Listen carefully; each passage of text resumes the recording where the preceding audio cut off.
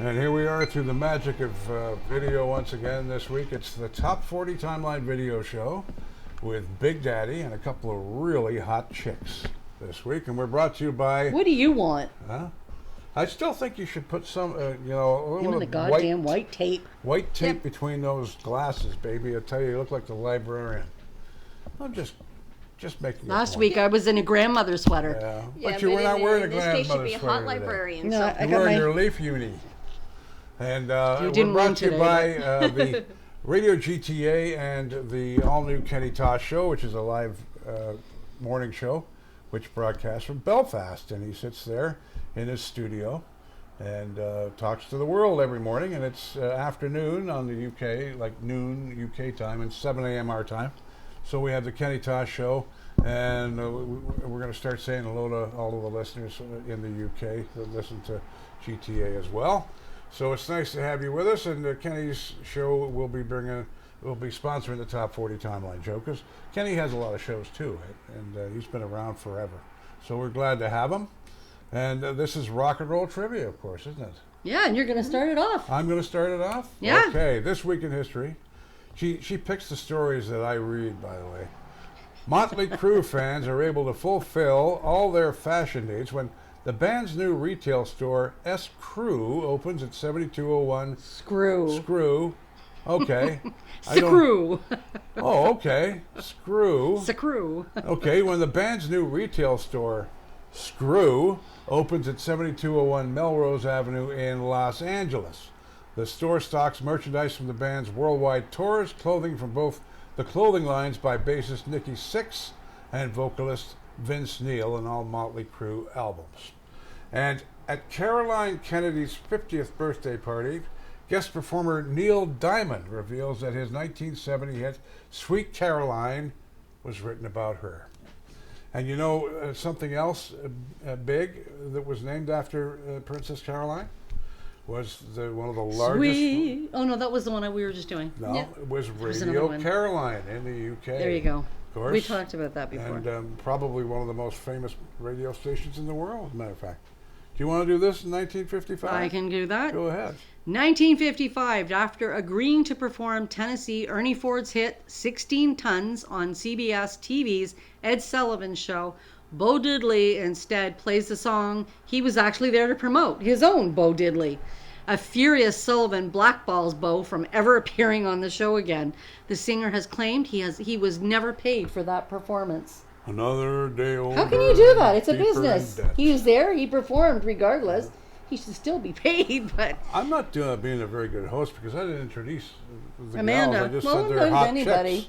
And left it at that. But this is either one Leah of us. Lywood, and this is Amanda Bassett, of course, the famous painter from Canada. Yes, there you go. Come on, fix your hair. All right, carry on with 1970. The Kinks. Is that move on? I think he's saying move on. I think he's saying move on. I think so. 1970, the Kinks' Ray Davies flies to London to re-record a section of the lead vocals for the group's latest single, 8 Man. Radio stations are objecting to the line, "The air pollution is fogging in my eyes," claiming fogging sounds too much like another F word. There we go again with all this, The stuff that played out back then is absolutely... Do you want the long one or you want to do the two smaller ones?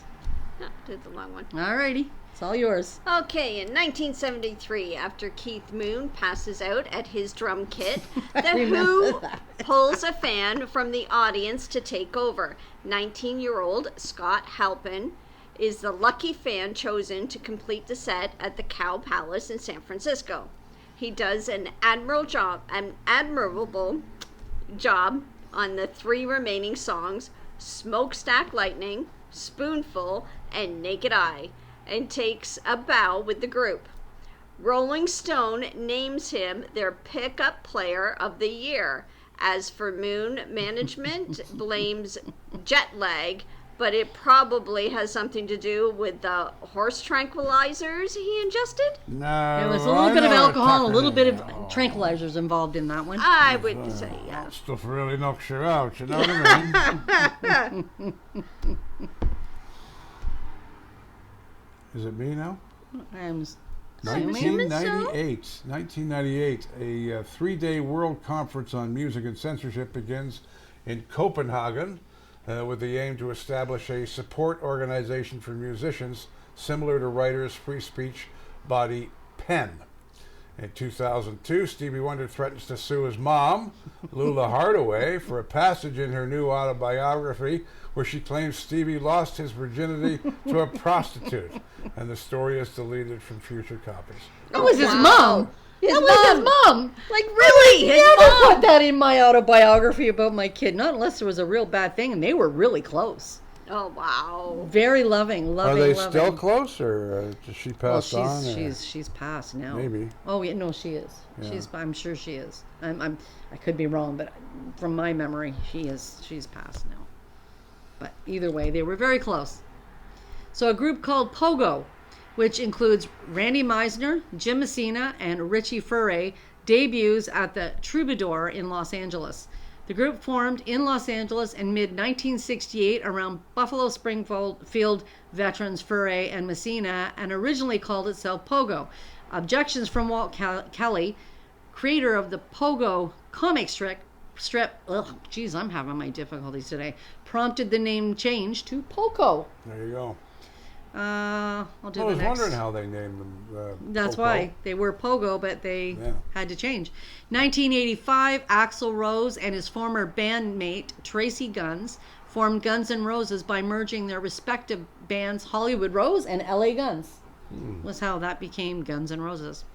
Sid Vicious' name was taken from the Johnny Rotten's pet hamster. That's what he called his hamster. Really? And that's how he got his nickname. Wow. Oh, wow, this one's huge. Okay, Amanda, take it away. Oh, my goodness. Do you want me to read that one? Yeah, you go That ahead. looks like a... That one's like huge. This one here looks like a novel. From My eyes are already There's crossing. a few that are a little longer, but you can't miss out on some of the points in it, though. That's why. 1992, Adam Sandler sings the Thanksgiving song on What's the Saturday time? Night Live's Weekend Update. Weekend Update anchor Kevin Nealon introduces the segment as the start of a new tradition where each year a Saturday Night Live performer will compose and perform an original Thanksgiving song. The tradition doesn't stick, but Sandler's off-the-wall contribution becomes a holiday favorite. Sandler, still 2 years away from introducing his irreverent holiday hit, the Hanukkah song, Chanukah. Excuse me. Celebrates Turkey Day with a comical ode to the traditional gobbler. He invites listeners to his Thanksgiving table and regales them with goofy references to various celebrities, including the silver screen star Betty Grable, Elvis Presley, Good Times actor Jimmy Walker. I haven't heard about him in a long time. Who said Dynamite, of course, and former Mets player Darryl Strawberry, and Sammy Davis Jr., who only had one eye. Pardon me. The comedian also satirizes news headlines with a jab at former heavyweight champ Mike Tyson singing "Turkey for You" and "Turkey for Me." Can't believe Tyson, that girl, VD. Oh boy. The boxer was recently convicted of raping a teenage beauty queen. Was also accused of giving him her a venereal disease. And Sandler works for the Turkey tune into his live repertoire and records a performance at the Strand in Redondo Beach, California for his debut album, They're All Gonna Laugh at You. And the song becomes a minor hit, number 40 on the adult pop chart after the success of the Chanukah song, and gets regular airplay every year around the holidays. So there you go. So many people didn't even know that Adam Sandler used to play guitar and sing. Because he's so known as an actor, he's known as a lot of things, but he was a musician. Is, I guess, just not in the way that we're used to. I don't know who's up next, but We'll go back to Mandy, and then I'll go, and then... Okay, in 1960, George Harrison of the Beatles is deported back to England when authorities in Germany, where the band has been performing, learn he is just 17. Oh boy, I heard about that. Mm-hmm. Yep. Yeah. Go again. Okay, and in 1968, with girlfriend Yoko about to miscarry their first son, John Ono Lennon II, John Lennon asks for a tape recorder to be brought to the hospital so that he can record the baby's dying heartbeat. Later that day, Yoko miscarries. The baby is buried in a secret location. and the recording appears on the duo's album Unfinished Music No. 2. Life with the Lions as a track called Baby's Heartbeat, followed by 2-minute silence for his death. Did you know that? I had no idea about that one. Yeah, that was another. But I can see that was something Lennon would probably want to do. Of course, they both would. Even Ono. Yeah. She would as well. 1980, the morning after throwing a farewell party for his band, the Eagles, at his Los Angeles home, Don Henley is arrested after calling 911 to get treatment for a 16-year-old prostitute who was apparently having a seizure. The party was a gathering for crew members and associates of the Eagles, which were breaking up. As reported in GQ, Henley called a madam who arranged for the girl, who turned out to be 16. Henley claims he did not know her age and did not have sex with her.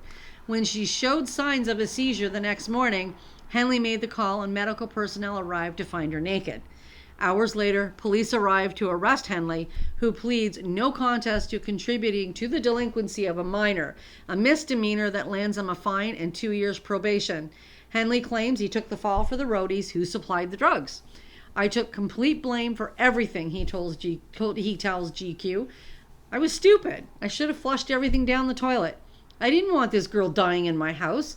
Henley's girlfriend, Maren Jensen, is in Dallas filming the horror movie Deadly Blessing. Well, this is all going on. Okay, so Don's girlfriend's in Dallas. And this is what's playing out. And this is what's going on in her boyfriend's house. Well, come on now. Kind of what a lot of rock musicians were known for back in the day, unfortunately. So there's an entire subgenre of music by Los Del Rio, the Macarena, whose lyrics are ignored because the instrumentals are so fun. And Macarena may be its queen. Not understanding Spanish also gives listeners another reason to gleefully swing their hips while the duo sing about a young woman who cheats on her boyfriend with 2 of his friends while he's enlisting in the army. Not great, Macarena. There you go. And I've always wondered what is it about the Macarena that the dance was obviously a lot of fun. Well, it was a great song. But how many actually knew? Because it was in Spanish. So if you don't understand Spanish, and over here in North America, it was not something that we would have, Want to do that one? I'll do a few more here. Peter Gabriel's Sledgehammer video was made by Armand Animations, who now make the Wallace and Gromit films, by the way. I love those. Yeah. Wallace and Gromit? Yes.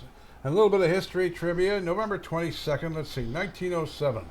The world's first radio company, the Marconi Wireless Company of America, and no, it didn't work there, is incorporated in New Jersey. Well, it wasn't far off. 1907? You were a little later. Yeah, a little later. Yeah. And I'll give you Elvis.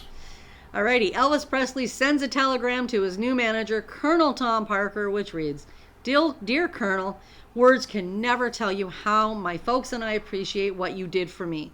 I've always known, and now my folks are assured that you are the best, most wonderful person, although I think as time went on that was questioned, wonderful person I could ever hope to work with. Believe me when I say I will stick with you through thick and thin and do everything I can to uphold your faith in me. Again, I say thanks, and I love you like a father.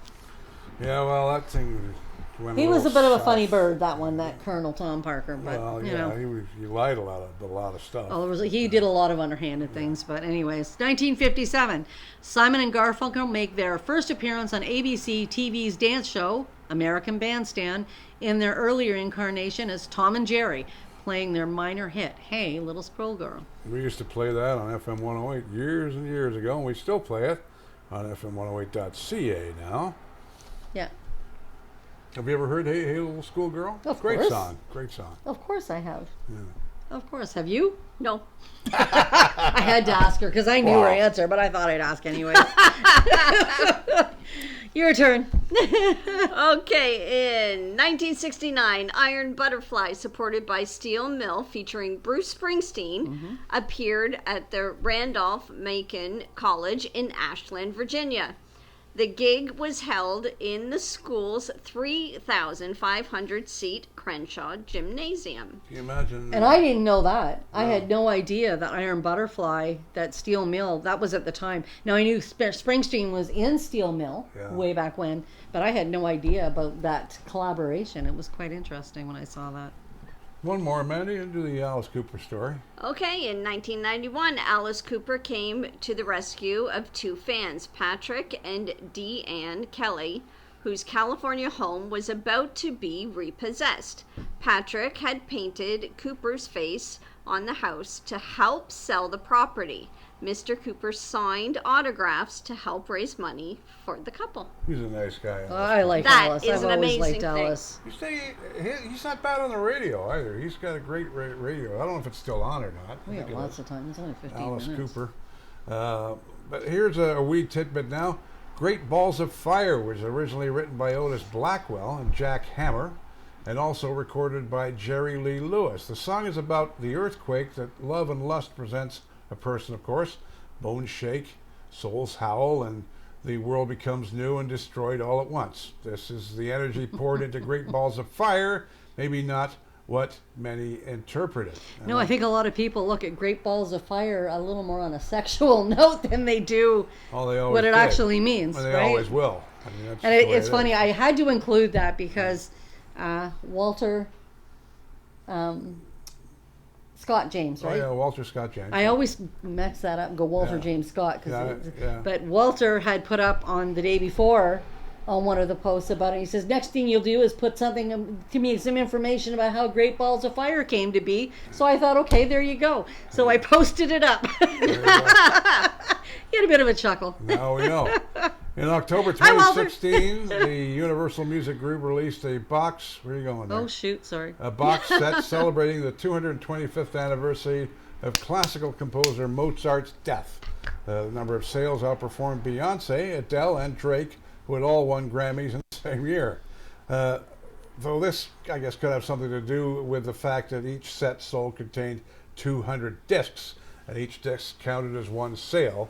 It is still an impressive feat for a But can you imagine? 3-century-year-old composer. Mozart. Like, that's absolutely...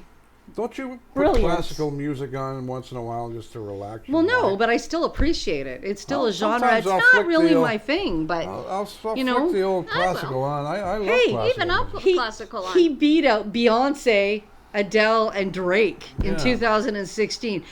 That is absolutely amazing in my mind. Yep. That's crazy beautiful. Okay, Mandy, 1962. Oh, good Lord. Okay. You're getting all the long ones I'm today. getting all the long ones. We're breaking you in slowly, sort of. In 1962, the Beatles traveled to St. James Church Hall, London, for a 10-minute audition with the BBC television. The audition came about when Beatles fan David Smith of Preston, Lancashire, wrote to the BBC asking for the Beatles to be featured on BBC television, assuming that Smith was the Beatles' manager.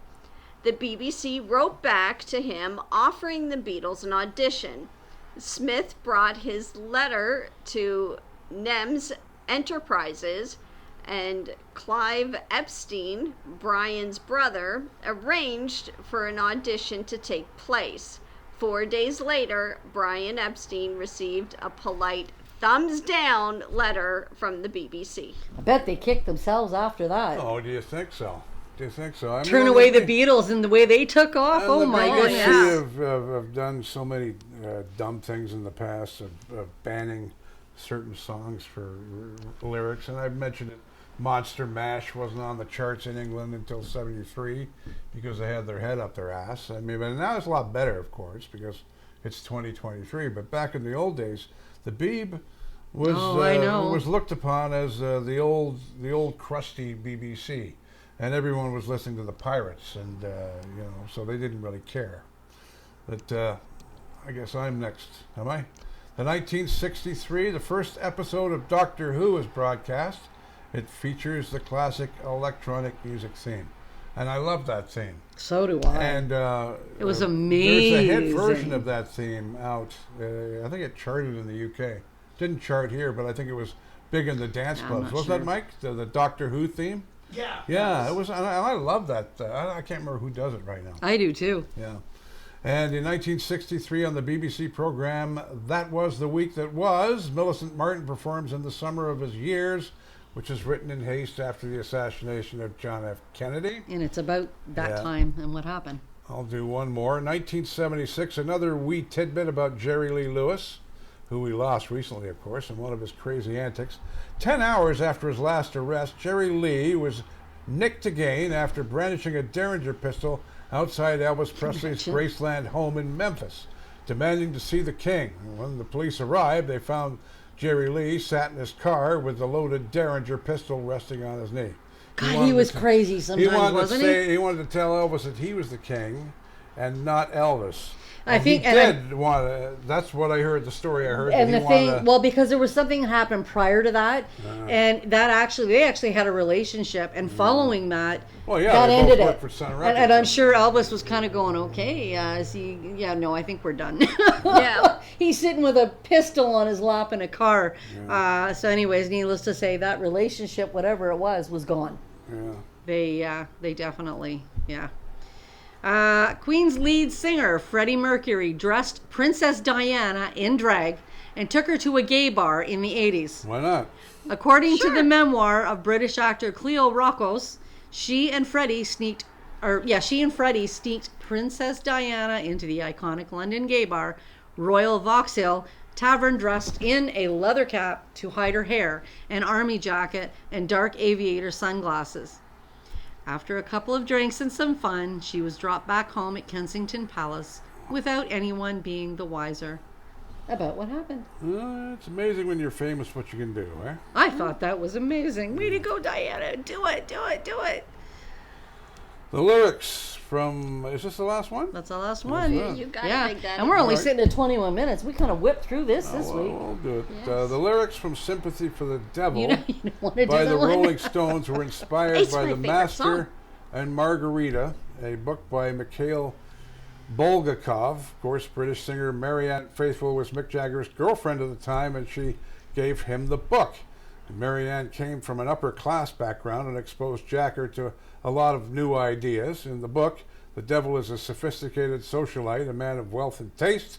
The lyrics focusing on atrocities in mankind's history from Satan's point of view, including the trial and death of Jesus Christ, European wars of religion, the violence of the Russian Revolution of 1917 and 1918 execution of the Romanov family during World War I and World War II.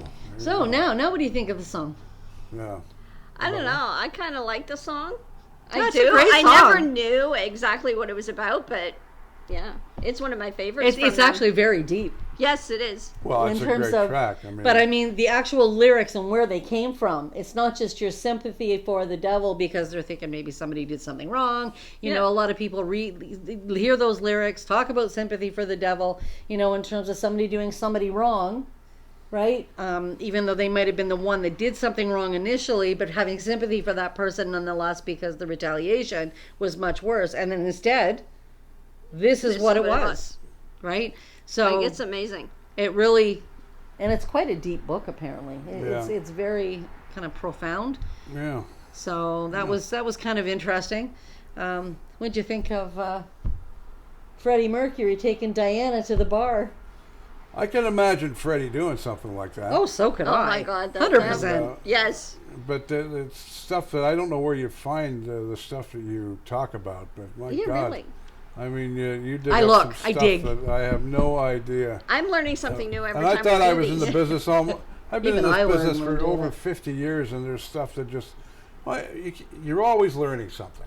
Yep. Yep. You know, and Well, that's- there's so much out there to learn. When you look at the magnitude of musicians, and especially back in the day when everything was just opening up to rock and roll and all of the other genres between, 50s, 70s, 80s, like really when you go into that time period, things were opening up so bizarrely in different ways, you know, which is why I think a lot of adults or parents or, you know, that type of people were kind of going, yeah, you need to shut that down. It's causing our kids to have so many mental issues. You know, they didn't understand it. They couldn't, wrap their head around being allowing this stuff going on. We still got lots of them. Rock and roll is a strange baby, and I mean when you work in the radio business, and people don't understand the WKRP was based on a real radio station. Yeah. And it's rather tame actually compared to what really goes on out there. I remember because we got extra time, and I love this because I can talk about stuff. Oh yeah, me We too. used to have. Now, if you watch WKRP, you'll know who Herb Tarlick is, right? Of course. Yes. Now, every radio... Nessman was my favorite. I love them all, but the radio... I did too. The one that really stuck out to me as being, now that's radio, was Herb Tarlick, because everything revolves around the sales department So and just the say sales. wild Yeah. suits. Now, when I worked at FM 108, and Mike Devine is here in the room now, he'll back me up on this. We had a sales manager by the name of John Ducalo. And he's about as close to Les Nessman as you could ever guess. He used to, but with a foul mouth, of course. I think I heard Come my name on, here somewhere. Bayball. Come on, Bayball. Come on, Bayball. But Mike and I worked together, but we were ships in the night because when I left FM 108, we were playing Elvis, and we were just moving over into the dance music and what became Dance 108 when I left. Yep. And then this guy took over, and so we both worked in the same organization. But don't you agree about John Ducalo? Oh yeah. I mean, he was just and the fun times we had at FM 108, and we had Mike and I had a couple of bosses. One was Norman B., who was Norman Blakely. Norman B., baby. Norman B. Come on, you got to get it together, my man. Gotta get it together, Bayball. And we used to sit, and Mike saw them a couple of years after me. Oh, but I this used to is- be the I know music he's been director, on so over I a used to while. sit in a little office outside Norm and Con's office Yep. and do my computer thing when I wasn't on the air or in production, or on the air and doing stuff. But there used to be long periods of silence where you'd go, it's boring around here. And then one of them would go off. It's like, come on, my man, you got to get it together. And then everybody would just... And That was probably you. Everyone piled up. Come on, Bayball. And we still do it to this day. and as a tribute to FM 108, I remember some of the great people I worked with there. amazing Earl Warren, Yeah. who worked at CFRB for years. We worked with Jim Paulson, Jim Paulson. Pat Murray, of course. There's so many of them. Murray Haynes. Murray Haynes was Mr. Bumble. Yeah, we used to call him Mr. Bumble. He was a salesman. Subi called him Fred Flintstone. Yes, and but we had a lot of fun in that old building in Burlington, didn't we? Yeah. I mean, It's a peekaboo now. Yes. Babysitting service. I went out for a drive in Burlington. I was coming back from the airport one night, from Hamilton Airport, and I just stopped in and I just pulled around the back parking lot and parked for about 10 minutes and just thought, oh my God, do I remember sitting in the... And the worst thing that ever happened to me there was I was doing the all-night show, and that was back in the days when I was smoking cigarettes, and I don't smoke anymore. But I left my pack of smokes out in my car. Oh, I remember. As you this. remember, the parking lot you could see from the studio, right? Yeah. It was right there. Right So I just wedged the door open and went, this is 3:30 in the morning. And of course, the door closed and Until locked he me out. can't get in. And So when he there I can't am. get in, Oh my gosh. So there I am looking through the little window into the studio, watching my record go thump, thump, thump, thump. And about 45 and minutes. in this day and age, I'd be going, Russ, do you know what's going on? And probably his phone would have been inside in that Here I area am, as well. Major Market Radio, 3:30 in the morning. 45 minutes later, a very red-faced Bill Evanoff came to rescue me and open the door. But I'll never forget that. The horror. They've changed Can that you- radio no, station horror. 98.5 too, haven't they? 98.5. It's gone to country, hasn't it? I think, or something. 98.5, which there's a bunch of 98.5s. Which one, the Buffalo From one? Ivanov, from the Ivanov group. No, that's not 98.5. Oh, 88. 88.5. Sorry, 88.5. 88.5. Yeah, Oh, yeah, 88.5. Yep. Yeah, It's, and just, it's gone. They've gone. Yeah, I and saw just to that. show you how radio is depreciating in this age, we were talking about this off air. It's got nothing to do with rock and roll, but it's got something to do with rock and roll because CKOC used to be a legendary radio station. Yeah. Yep. And very you well and I known. grew up on, Yeah. right? Rockin' Ray Me too. Michaels, Me too. Nevin Grant, They're being Dave sold Smith. an indie company, right? Yeah, and now they've been sold, or they're in a process of being sold. They have to wait for permission CRTC approval. from the CRTC, and they're going to sell 3 giant radio stations, 2 50-kilowatt radio stations, CHAM and CKOC and CKWW in Windsor, for $400 and some odd thousand, which is peanuts. Yeah, it's nothing. I was Which going to is say that's peanuts. not very much. Absolute peanuts. So it shows. That shows you where things are going, though, doesn't Where do you it? think we're going in radio? Do you think we're going to podcasting? Like we're doing stuff we're doing now. This kind of thing. Probably. I think a lot of corporate. This is just what I think. Is in about 10 years, I think it's going to be owned by all smaller owners, and I think the big companies are going to probably let go because their interests are going to be in television and streaming. That's right. And That's streaming. that's what I think, and it's just a guess. Has nothing to do with what I'm hearing. I don't think radio will ever die. It just morphs into something No, else. no. It's just well, that's the thing. You're going to see. I think going forward, not even just podcast. I think you're going to see. There's going to be original creations. There's going to be people out there that absolutely are going to change what's going on. It's not going to just follow what we're seeing now. Yeah. It's going to even branch out further Yeah. and change up again. What that's going to be, I think it's time going to will come tell. like niche programming. Yeah. I think it's going to be a thing where you're going to see instead of everyone playing the same thing, like a lot of stations are doing right now. Yeah. I mean, think- look what Alan Reed, what he did What did he do? over all those years. Who? Oh, Alan. Oh, that's stupid. Alan. I'm tired. I told You you mean, this is you not mean good. Alan Freed? Alan Freed. Oh yeah. I'm trying. I know Alan Reed. You're supposed to be the I voice know a of lot Fred about him, but Flintstone or I'm so something? damn tired. I know you are. I know. But We're gonna- yeah, but look at how he, stepped up to the plate in terms of what happened from when he came on board and went forward, right? So it's just going to take that person that I think is going to come up and make something In my opinion, unique. I think Alan Freed Right. died of a broken heart, and he was screwed. He certainly by the did. And he industry. died way too young, and too. he was the one that went up on the cross and took the nails in the hands. You know what I mean? But he For was the one. everybody else. and And there we- was a few other people in there that were very large celebrities that should have. Dick Clark was another one. That's right. And he didn't get That's right. shit I didn't for want it. to say anything about that. No, he didn't. Well, it's all over the place. Freed was the one that was the example, is Really, what were they did they with doing them. anything wrong? No, just Is taking there- money. is it What do you- illegal? It's to the make times. money? It's again, you're looking back at the times, right? All right, we're done for another week on the Top 40 Timeline Radio Show, brought to you by Kenny Tosh Radio Show, our live radio show from Belfast, Northern Ireland, every weekday morning from 7 to 9 a.m. We have the 60s at 6. And, of course, at the same time, Mike's on Seajoy and Guelph, so we're all Seajoy, competing yes. with each other, but we all love each other, don't we? Yes. Yes, we certainly do. Certainly we do. Certainly. Certainly. All right, my man, it's time to get it together. Okay, you have to say whatever you say. Go ahead. Say it, for God's sake. Uniting community Yeah. worldwide. That's it, right? It's only been Now I 4 can- years. I wouldn't know why you'd Mike forget Devine, it. thanks so much for showing up. Thank you. Amanda Bassett, you two know each other. Of course, Amanda is our regular host on Halton Hills Online. She's and she does the news, the local news. And Hostess. Hostess. Pardon me. Have a nice week, folks, and we'll see you next week. And now it's time to assume the position.